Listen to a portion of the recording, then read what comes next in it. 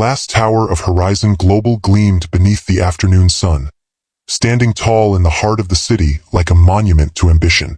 Inside, the air was laced with the scent of leather chairs, fresh paper, and quiet tension. On the top floor sat Richard Cole, the CEO, a man in his early 40s, sharp-suited, silver-tongued, and feared as much as he was admired. Under his leadership, Horizon had grown into one of the country's most formidable investment firms. But power had tilted his moral compass. What Richard wanted, he often took, and what resisted him, he punished. If real-life stories get you breathless, kindly subscribe to this channel for real-life stories to be aware about things that happen around you. Stay tuned and have the story in full. Claire Bennett was 26 and had joined the company as Richard's personal secretary just 3 months earlier. She was smart, courteous, and intensely focused on her work. Unlike others who tried to curry favor with Richard, Claire was professional, reserved, and uninterested in office politics, or the unwanted attention of powerful men. She had worked hard to get there, holding on to the values her parents instilled in her: integrity, dignity, and resilience. From the moment Claire walked into his office for the first time, Richard noticed her. Not just her elegance, but the way she moved with quiet confidence. He started with compliments.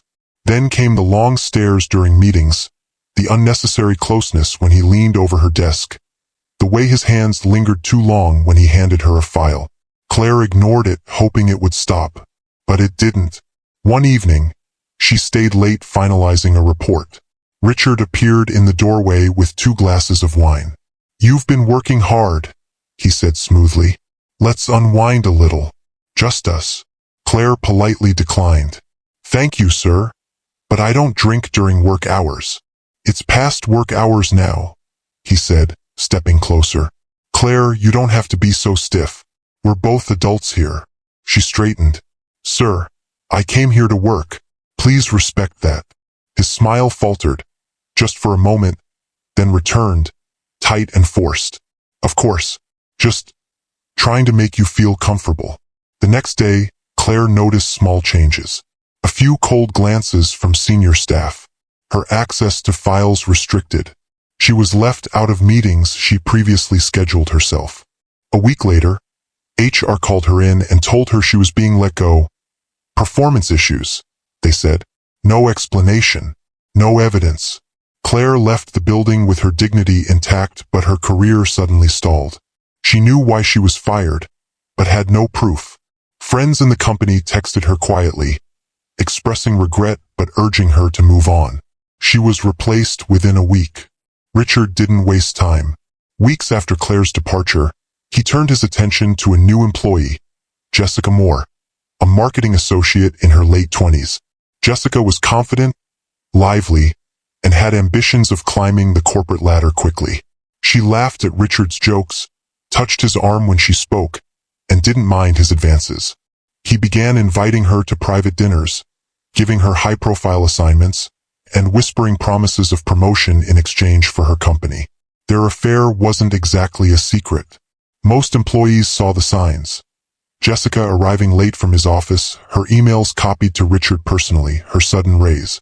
No one said anything. They knew better. But the atmosphere in the office shifted. There were whispers, side glances, and increasing unease among women employees. HR received anonymous complaints which were conveniently buried. Horizon became a place where speaking up meant risking your career. Jessica herself had grown quieter, more introspective. She often stared out of her office window, lost in thought. Despite the perks of her relationship with Richard, there was a hollowness behind her eyes. She was carrying a secret too heavy for her age. Before Horizon, she had been in a toxic relationship with a man who had manipulated and abused her. That relationship had left her scarred and HIV positive. She'd found out too late, already in a spiral of emotional wreckage. Though she was receiving treatment, she hadn't told anyone at Horizon, not even Richard. When Jessica finally walked away, it wasn't dramatic. One Friday, she cleared her desk, handed her resignation to HR, and disappeared. Richard didn't even realize she was gone until Monday morning. Months passed.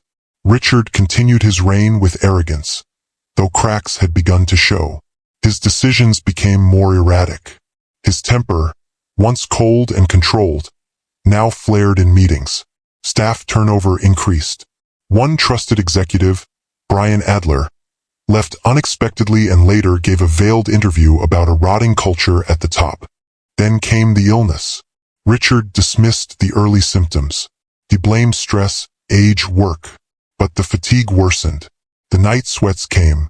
Finally, a persistent dry cough forced him to see a doctor. The results were devastating. HIV positive. He tried to keep it quiet, but the truth has a way of leaking. First, the board began asking questions about his sudden medical leave. Then, a nurse at the private clinic leaked the diagnosis to a gossip blog. The media descended. Former employees began to speak out. Claire's story, once buried, was now in demand. After much reflection, she agreed to tell it, first through an anonymous blog, then through a formal interview. She didn't sensationalize it. She simply told the truth. Her calm, poised testimony struck a nerve. More women followed. Lisa Monroe came forward. Then a former intern who had been propositioned. Then another manager whose career had been stalled after refusing to play along. The board at Horizon, now facing shareholder pressure, external investigations, and internal revolt, acted quickly. Richard was suspended, then removed. In the weeks that followed, Claire's life blossomed. She received messages of support from women across the country. She was invited to speak at universities and conferences. Her mentorship initiative expanded, gaining corporate sponsorship. One day, she ran into Jessica at a community outreach event. Jessica, now working with an HIV awareness nonprofit, looked different, lighter, free. They shared coffee. No bitterness, just shared understanding. Two women who had been wounded by the same man but refused to stay broken. That autumn, Claire received a letter, hand-delivered, no return address. Claire, I used to think power made me invincible, that I could control everything, and everyone. I was wrong. You were right to walk away. I wish I had the decency to respect your boundaries. I paid the price for my arrogance. I live with it every day. You didn't bend. You didn't play along. You stood tall when I thought I could break you. I know I don't deserve forgiveness, but I wanted you to know that I see it now. Richard Cole. Claire read it once, then again. She didn't feel triumph or pity, just peace. She folded the letter, placed it in a drawer, and went back to her work. Her voice had once been silenced. Now it was louder than ever, and she used it to lift others. The cost of silence had been high, but the power of truth, spoken, shared, and lived, had proved even stronger. Kindly share your thoughts about this story using the comment section below. We would like to hear from you. If the story got you entertained, kindly like and share this video. Hit the subscribe button and turn on the notification bell to be alerted whenever we post videos.